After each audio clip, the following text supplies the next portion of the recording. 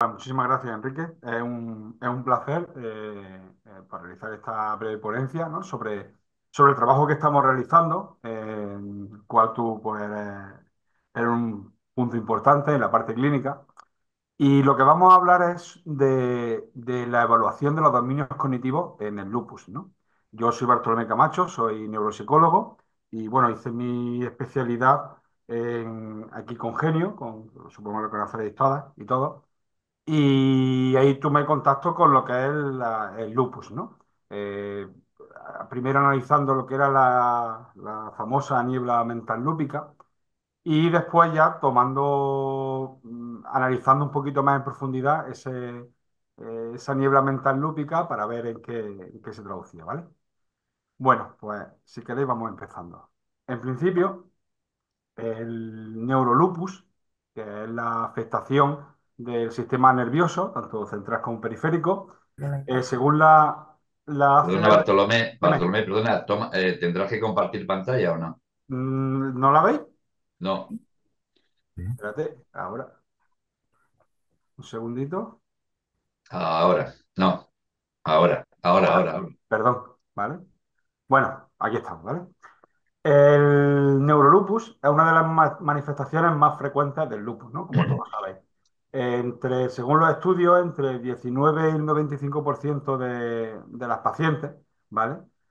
Tienen esta manifestación y implica afectación tanto del sistema nervioso central como periférico. Media central, sobre todo en el central, ¿vale? Cuando los neuropsicólogos, aunque nuestra zona de actuación es todo el sistema nervioso, fundamentalmente trabajamos con el sistema nervioso central, ¿vale?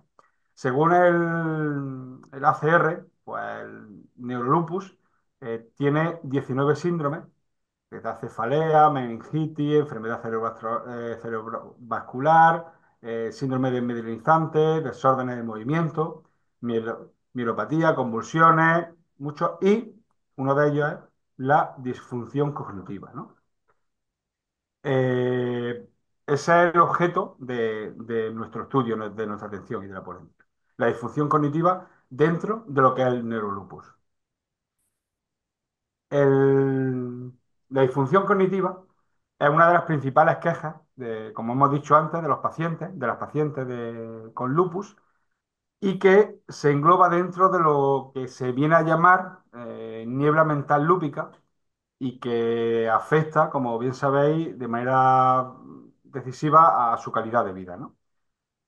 La disfunción cognitiva, según el American College, se refiere a la afectación en algunos, ¿vale? En algunos de los siguientes dominios cognitivos. Ahora pasaremos a ver lo que son los dominios cognitivos. Pero a los que se refiere el ACR es atención compleja, habilidades ejecutivas, memoria, procesamiento visoespacial, lenguaje y velocidad psicomotora, ¿vale? Con uno que se vea afectado, ya podemos hablar de disfunción cognitiva. La disfunción cognitiva, eh, los neuropsicólogos normalmente la medimos en función de la ejecución del sujeto en pruebas de rendimiento, ¿vale? Todos conocéis los test de inteligencia, pues un test de inteligencia no estos que aparecen en Facebook y nada de eso, sino un test de inteligencia serio, por ejemplo, el WISE, ¿vale? El CONWAT, el test de los senderos o figuras complejas de Rey. Son pruebas que son muy sensibles al deterioro cognitivo. Como ahora después vamos a ver en cada una de las pruebas con las que estamos trabajando, una de las medidas de validez que se utiliza para evaluar una prueba es lo sensible que es para detectar lesiones, trastornos de deterioro cognitivo leve, ¿vale? Es una de las variables que más se tiene en cuenta. Pues bueno, la disfunción cognitiva se mide a través de ese tipo de pruebas. ¿Qué es una función cognitiva? Es muy importante tener en cuenta esto, ¿no? Porque es el objeto del estudio. Una función cognitiva es un conjunto de procesos mentales que permite a una persona, pues, por ejemplo, adquirir conocimiento, comprensión y poder interactuar con su entorno. De ahí Su importancia. Si una persona tiene un déficit de memoria, como puede pasar una demencia, se ve disminuida para poder interactuar con su entorno porque no puede hacer, digamos, su vida normal. No puede ir a la tienda, no puede interactuar con su familia porque está afectada la capacidad de almacenar información, ¿no? Lo mismo ocurre con la atención. Si una persona no es capaz de fijar la atención, pues, por ejemplo, en el colegio, un chico con déficit de atención con hiperactividad, ¿no? Famoso TDAH, no puede proseguir porque no tiene la capacidad de poder fijar la atención y por tanto no puede adquirir la información. Pues eso son funciones cognitivas y que son el resultado del funcionamiento de una serie de estructuras y circuitos cerebrales.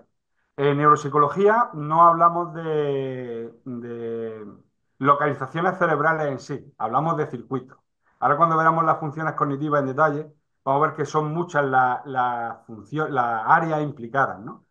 Por ejemplo, en la memoria siempre se trataba que la zona del hipocampo era responsable de la memoria. Bueno, es parcialmente responsable de la memoria, pero no hay una zona en la que podamos decir que es la responsable de esa área, ¿no? Si hay una afectación biológica, evidentemente se ve afectada lo que es la función, ¿vale? A ver si puedo pasar. Vale. Definiciones de funciones cognitivas hay miles. Cada autor tiene su propia clasificación y hay poco, poco consenso en eso. Cada colegio, cada organismo suele tener distintas clasificaciones de dominios cognitivos. Nosotros, como nos debemos al ACR, ¿vale? Pues la clasificación de dominios cognitivos que estudiamos es la de este organismo, ¿no? Y tenemos, pues, estas funciones que son atención compleja, ahora vamos a ver una a una, las habilidades ejecutivas, la memoria, procesamiento visoespacial, lenguaje y velocidad psicomotora. Esos son las 6 funciones o dominios cognitivos que según la ACR, los que estamos estudiando, las personas que estamos estudiando el lupus, tenemos que tener en cuenta y evaluar. Vamos a ver brevemente, hablar de dominios cognitivos podemos tirar meses, ¿no? Esto es un máster. Vamos a definirla muy brevemente. Voy a mencionar de pasada qué estructuras pueden verse implicadas, ¿vale? Y, y después veremos cómo se puede evaluar. En principio, la atención compleja, ¿vale? Como aquí indico, se refiere a la capacidad de gestionar y mantener el foco en múltiples estímulos o tareas al mismo tiempo, ¿vale? Es esencial para el procesamiento de la información en situaciones que requieren rapidez y precisión, ¿no? Y este tipo de atención se utiliza pues cuando tenemos varias tareas o una tarea con la que tendremos que atender a múltiples estudios, a múltiples estímulos, perdón, en un entorno con instrucciones. Por ejemplo, ahora mismo, pues estamos leyendo la diapositiva, tenemos un listado con las caras de los asistentes, etcétera, etcétera. La atención compleja es la que nos permite funcionar y fijar la atención de tal manera que vayamos alternativamente eh, focalizándonos en la información que tenemos que procesar, ¿vale? La atención compleja suele ser muy sensible al deterioro cognitivo, es decir, cuando hay un deterioro cerebral muy leve, se suele ver afectada. No se estudian, los neurólogos no le prestan mucha atención, por ejemplo, en muchas afectaciones como pues un accidente cerebrovascular, por ejemplo, pero porque el paciente que tiene problemas de atención compleja no se ve tan invalidado como una persona, por ejemplo, que tenga problemas de memoria o problemas de movimiento. ¿Qué estructuras suelen estar implicadas, estructuras cerebrales en la atención? Pues la corteza prefrontal, la corteza parietal, ¿vale? Lo que es el giro cingulado y núcleos talámicos, ¿vale? Y sobre todo también el sistema colinérgico, ¿no? Pasamos a la siguiente, que son las habilidades ejecutivas. Mira, las habilidades ejecutivas son aquellas que nos permiten planificar, que nos permiten tomar decisiones, tomar varios estímulos y decidir cuál es el que tenemos que seguir. Poder ver más allá, como digo yo, es la habilidad que nos permite jugar al ajedrez, ¿vale? Sin habilidades ejecutivas, si una persona que tenga déficit en habilidad ejecutiva, pues va como un caballo, ¿no? Para adelante, procesando de manera secuencial los estímulos, pero nunca puede prever qué va a ocurrir después, ¿vale? Son muy importantes para adaptarnos a nuevas situaciones, ¿vale? Y requieren, sobre todo, controlar nuestros pensamientos, las emociones, fundamental controlar las emociones, y, y sobre todo la inhibición. Es decir, después veremos que una prueba como la de Stroop, un test como el de Stroop, nos mide muy bien esta función cognitiva porque nos obliga a inhibir ciertas respuestas y presentar otras. Ahí podemos ver si una persona tiene afectada o no la habilidad ejecutiva. Las habilidades ejecutivas se subdividen, bueno, la habilidad ejecutiva y casi todas se subdividen en otras, muchas, ¿no? Estamos hablando a nivel más general. El siguiente dominio de los seleccionados por la CR es la memoria, que sí es más común, que es la capacidad que tenemos de codificar, almacenar y recuperar información a corto o largo plazo, ¿no? Hay varios tipos de memoria, ¿vale? Y que son, pues, por ejemplo, la memoria de trabajo, la memoria a largo plazo, la semántica, procedimental, ¿vale? Cada una tiene su función específica y cada una también tiene su zona en el cerebro, ¿no? ¿Qué estructuras son las que se implican? Pues el hipocampo. Sabemos que el hipocampo es de las más importantes porque cuando se ve afectado, por ejemplo, en el caso de las enfermedades autoinmunes que afectan al hipocampo, pues uno de los principales problemas que tiene el paciente es el de la memoria. Pero también otras, ¿no? Como la corteza prefrontal, ¿no? Prefrontal. Esta mañana me he levantado yo la amígdala, que es muy importante porque el papel de la amígdala es fundamental en el procesamiento de las emociones. Y como bien sabéis, la memoria suele tener esa patina de la emoción que la genera, ¿no? Así que es muy importante el papel de la amígdala. La amígdala no solamente tiene mucha importancia en la memoria cuando se establece, pero también en la recuperación. De tal manera que influye mucho sobre el almacenamiento.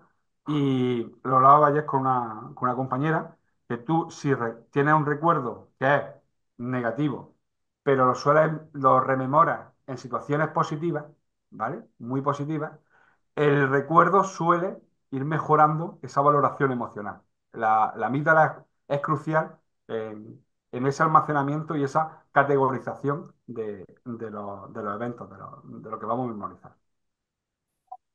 Bueno, después de la memoria vamos a ver el procesamiento visoespacial, ¿no? Que es la capacidad que tenemos para percibir, analizar y manipular la información visual y espacial, ¿vale? Es decir, reconocer formas, reconocer ubicaciones, orientaciones, relaciones espaciales entre objetos, ¿vale? Es fundamental, pues, bueno, para dar un paseo, para si yo quiero andar y quiero ir de un punto a otro, tengo que tener un mapa mental en mi cerebro, ¿vale? Eso afecta a la memoria, pero también a cómo yo proceso la información visual de referencia para poder orientarme entre las calles, ¿no? En un recorrido. Eh, las estructuras que suelen estar implicadas en el procesamiento visoespacial, pues tenemos el lóbulo parietal, la corteza occipital primaria, perdón, la corteza visual primaria y también la corteza parietoccipital. Luego tenemos la siguiente, el lenguaje, que es la capacidad que tenemos de comprender, producir y producir comunicación verbal y escrita, ¿vale? Implica también memoria, implica aspectos psicomotores, ¿no? Pero hablamos del lenguaje propiamente dicho, en la que como la expresión de esos pensamientos, de ideas, de emociones, ¿vale? Y que bueno, que es crucial para la propia interacción social y para el aprendizaje, ¿vale? El aprendizaje complejo requiere del lenguaje. Como sabéis, las áreas que están implicadas en el lenguaje, pues tenemos el área de Broca, el área de Wernicke, el fascículo arqueado, la corteza temporal superior, la corteza prefrontal. Es uno de los dominios más complejos y cuando hay un daño cognitivo, a nivel cognitivo, un daño cerebral, lo que se suele afectar sobre una de las funciones que más se suele afectar es el lenguaje. Por ejemplo, si tenemos en el lóbulo, el lenguaje suele radicar en el lóbulo izquierdo, ¿vale? Cuando hay alguna afectación en el lóbulo derecho, no se suele afectar la, la comprensión o la emisión del lenguaje, pero sí aspectos fundamentales como la prosodia. La persona con una afectación en el lóbulo derecho, pues suele tener una habla robótica, como un robot, ¿no? Como antes hablaban los asistentes como Siri, ¿no? En su momento. Y por último, la velocidad psicomotora, ¿no? Que también es una de las funciones cognitivas, de los dominios que más se suele afectar en el deterioro cerebral. Eh, Todos sabéis que una persona con Alzheimer y muchas pacientes con lupus, uno de los aspectos que tiene es el lentecimiento psicomotor, que simplemente es el reflejo de un problema a nivel neuronal, la conducción de la señal, ¿no? La velocidad psicomotora la definimos como la rapidez en la que una persona puede procesar información y responder con movimientos físicos. Es decir, ante un estímulo, una respuesta que puede ser tocar una tecla del teclado, ¿vale? Del ordenador. Es una capacidad crucial, ya que requiere pues, la coordinación entre la mente y lo que es el cerebro y lo que son musculatura, conducción desde el sistema nervioso central al periférico, etcétera, ¿no? Y como decía, implica no solamente lo que es pues, la área motora, ¿vale? Sino también otra área del cerebro, como el lóbulo prefrontal, con la capacidad de emitir o inhibir uno de los movimientos, ¿vale? Bueno, estos son, de una manera muy breve, muy rápida, los distintos eh, dominios cognitivos, ¿vale? Que ha establecido el American College, ¿no? Ahora vamos a ver cómo evaluamos esos dominios. Para evaluar los dominios cognitivos, para evaluar el deterioro cognitivo, hay dos enfoques. Las pruebas de cribado, que seguro que las conocéis vosotros mucho, y las baterías neuropsicológicas, que esto es más a fondo, ¿no? Las pruebas de cribado, las dos más importantes son el Mini-Mental y el Montreal, ¿vale? El MoCA. Son pruebas muy rápidas que se hacen en 5 minutos, que puede hacer cualquier persona. De hecho, se han desarrollado pues, para poder ver si hay deterioro cognitivo en pacientes, fundamentalmente en Alzheimer, ¿no? Para ir detectando si una persona podría ser candidato a tener Alzheimer, ¿no? Podría empezar a presentar esta enfermedad, pues se desarrolló el MoCA y está muy bien, pero el problema que tienen estas pruebas es que están indicadas para deterioro cognitivo severo. Para nosotros que estamos estudiando lupus y que normalmente por lo que empezamos es por un deterioro cognitivo leve, no nos sirven apenas, ¿vale? Hay muchos estudios, yo en mi TFM hice una revisión de los estudios en los que se evaluaban dominios cognitivos. No hay apenas estudios que evalúen dominios cognitivos, aunque sí hay muchos estudios que utilizan pruebas de cribado.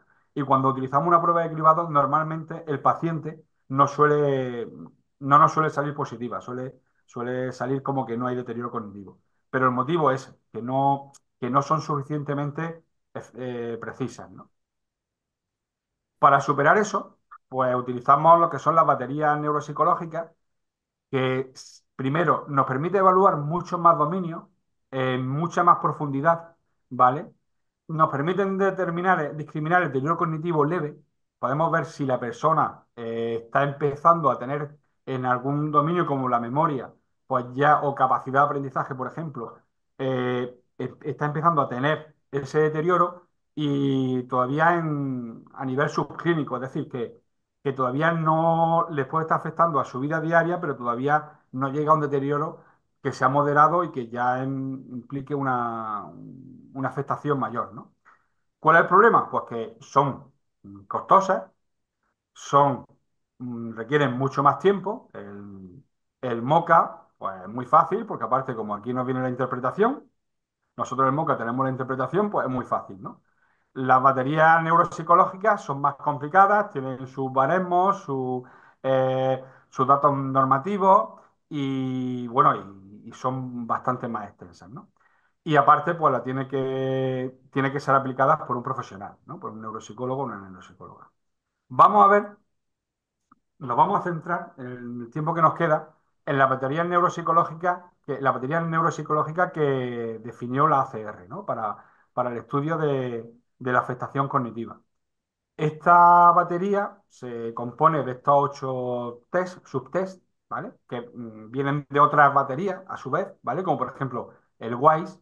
El WISE, supongo que os sonará, pero el WISE es el test de inteligencia que más se utiliza, ¿vale? Para discriminar, digamos, en qué, si hay lo que son el CI, lo que es el coeficiente intelectual, el más, digamos, es la batería más extendida, ¿no? Bueno, pues como podéis ver, hay varias, utilizamos varios subtests del WISE, además de otros, ¿no?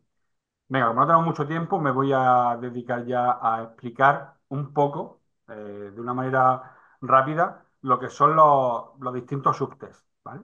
En principio, perdona, este no es el orden de aplicación de la prueba. El orden de aplicación de la prueba en la batería, ahora después lo veremos, pero lo he puesto así por el orden que ha determinado, digamos, la ACR. Aunque luego la aplicación, para que sea efectiva y tengamos al paciente el mínimo tiempo, no es así, ¿vale?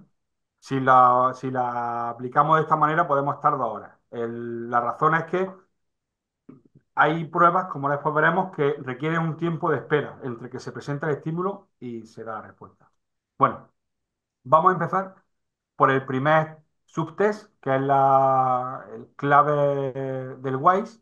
Mirad, esta es la prueba que el ACR, en el artículo, en el 2019, detectó que se aplicaba.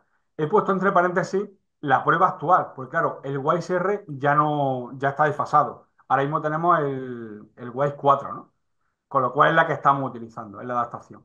Para el WISE-R ya no hay baremos, no podemos comparar al paciente con la población normal, con lo cual utilizamos el WISE 4. ¿Cuál es la tarea del paciente? Pues, como podéis ver, hay una serie de claves de números, ¿vale? Y el paciente lo que tiene que colocar es la clave en cada uno de los cuadritos que están debajo del número, ¿no? Y, por ejemplo, debajo del 6, pues tenemos este símbolo, ¿no? Que no me da tiempo a ponerlo. Hay unos estímulos de demo que lo hacemos nosotros, que el neuropsicólogo se lo hace o el psicólogo se lo hace al paciente, y luego hacemos estos ejemplos para comprobar que el paciente sabe hacerlo, ¿vale? Y luego le damos 45 segundos y le decimos al paciente, venga, perdón, 2 minutos, no son 45 segundos, son 2 minutos. Hazlo lo más rápido que puedas, ¿no? Y medimos hasta cuál es el último estímulo que el paciente hace. ¿Qué es lo que estamos midiendo? Pues la velocidad de procesamiento cognitivo y sobre todo tenemos un indicador de la atención sostenida. Un paciente con problemas de atención suele despistarse, la ejecución se va a quedar mucho más corta, ¿vale? A nivel de los datos a nivel psicométrico, pues fiabilidad, tiene un altísimo índice de consistencia interna, por encima del 80, de 0,80, ¿vale? Y en las pruebas 3RT, ¿vale? Pues suelen haber muy pocas variaciones. Esto es importante, pues claro, como veremos, hay otras pruebas que sí tienen mucha variación en las pruebas 3RT y esto nos permite evaluar en muchos momentos al paciente. Podemos evaluarlo si estamos hablando de deterioro cognitivo, pues hoy hacemos una evaluación, dentro de 3 meses le podemos hacer otra y no se ve afectados los resultados por el aprendizaje. La validez convergente con otras pruebas que evalúan atención y procesamiento son muy altas, ¿vale? Correlaciones muy bajas con habilidades como verbales y demás, pues no tiene apenas correlación y nos da, y es muy sensible, ¿vale? Para darnos daño, determinar, poder diagnosticar un deterioro cognitivo, ¿vale? La siguiente prueba que utilizamos es el test de los senderos, que es la adaptación española del Making Test, ¿vale? Y aquí el trabajo del paciente es que le damos pues, esta hojita que aparece aquí en blanco y decimos, mira, me tienes que conectar los círculos, ¿vale? En este caso, que es la prueba número 3, alternando un dígito azul y otro amarillo, ¿no? Y el paciente tiene que hacer esta tarea, amarillo, luego azul, y le medimos el tiempo. Con esto medimos no solamente lo que es la rapidez con la que la persona hace el test, sino también los posibles errores. Si invade alguna ficha, si se equivoca entre azul y amarillo, si se equivoca en la secuencia de números, ¿no? Todo eso se tiene en cuenta. Y con lo que hablamos, con esto lo que medimos fundamentalmente son las funciones ejecutivas. Tiene un alto grado también de consistencia interna, ¿vale? Y la correlación TR-test es algo menor que la anterior, que la prueba anterior, pero bueno, también es satisfactoria, ¿no? Podemos utilizar esta prueba en varias ocasiones con un paciente en un corto espacio de tiempo. La habilidad convergente es bastante buena, ¿vale? Porque con otros test que miden validades, funciones ejecutivas, lo suelen, suele haber esa correlación, ¿vale? Es discriminante porque no está afectada por lo que es la memoria y a nivel verbal, ¿vale? Y la habilidad predictiva es muy útil porque cuando es una de las pruebas más sensibles al deterioro cognitivo. De hecho, estos tipos de pruebas las suelen utilizar algo más complejas para seleccionar puestos como los de pilotos de combate y demás porque implican no esta prueba, una prueba de este tipo, pero mucho más compleja, que la persona es capaz de resolver esos problemas, como es crear el sendero, de una manera satisfactoria, ¿no? Hay ahora pruebas de inteligencia, de estas de las que se ven en YouTube, que dicen, oye, tienes que unir estos círculos, pero sin pasar, sin cortar líneas, todas vienen de este test de los senderos, ¿no? El test de Stroop, que es un test, pues lo tengo aquí porque es un ejemplo del cuadernillo, ¿no? En el cual, pues, la persona a la que le pedimos es que lea listas de palabras, son, bueno, listas de palabras que implican colores, en tres condiciones. Una, en la que tienen que simplemente leer, pues, aquí aparece, verde, esta lista, ¿no? Verde, azul, tal, lo más rápido que pueda. Luego, en una segunda fase, tiene que decirnos los colores en los que están escritos esos caracteres. Y la tercera parte, que es la más importante, la que más nos ayude a evaluar la capacidad de inhibición, es esta, en la que el paciente nos tiene que decir el color en el cual está escrita cada una de las palabras. Por ejemplo, hay veces que pone verde en rojo, pues tiene que decir rojo. Esta prueba, cuando hay un deterioro cognitivo muy leve, el paciente se suele, se suele mostrar muy rápidamente este deterioro. ¿Por qué? Porque duda mucho a la hora de decir, por lo cual en la ejecución, aquí tenéis la hoja de respuesta, pues en vez de llegarnos a una persona normal, nos puede llegar fácilmente a los 45 segundos que se muestra en torno a este dígito, y un paciente con daño cerebral leve se nos suele quedar aquí, ¿no? Y una persona con daño cerebral severo ya pues suele quedar aquí, porque duda mucho. Dice, pues si el primer dígito está escrito en azul perdón, en rojo, pues nos va a decir azul. Suele dudar bastante, ¿vale? Eh, Tiene un nivel de consistencia interna bastante alto, superior a 0,80, ¿vale? Y la correlación TR-test también es alta. Es una prueba compleja en la que el paciente no le da tiempo a memorizar y por tanto no se ve afectado por el efecto práctica, ¿no? Tiene correlaciones altas y moderadas con otros test que miden el control inhibitorio, ¿vale? Y la atención. Y comprueban, como he dicho, de memoria. Esta prueba se utiliza muchísimo para detectar el TDAH en alumnos y para la detección en las evaluaciones que se suele hacer tras un ictus, tras un accidente cerebrovascular, las que se hacen a pie de cama, ¿no? Pues esta es una de las pruebas principales porque es muy sensible a una afectación a nivel neurológico, incluso leve. Vamos, ¿cómo vamos de tiempo? Pues ya, me estoy metiendo ya a lo siguiente, disculpad.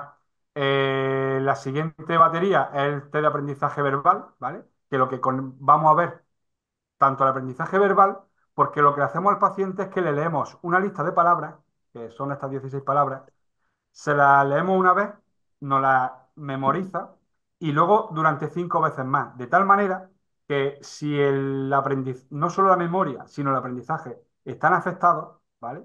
Ocurre que el paciente tiene dificultades a la hora de poder ver de poder repetir esas palabras, ¿no? Los datos a nivel, no voy a entrar, los psicométricos son bastante buenos en cuanto a fiabilidad y validez, ¿vale?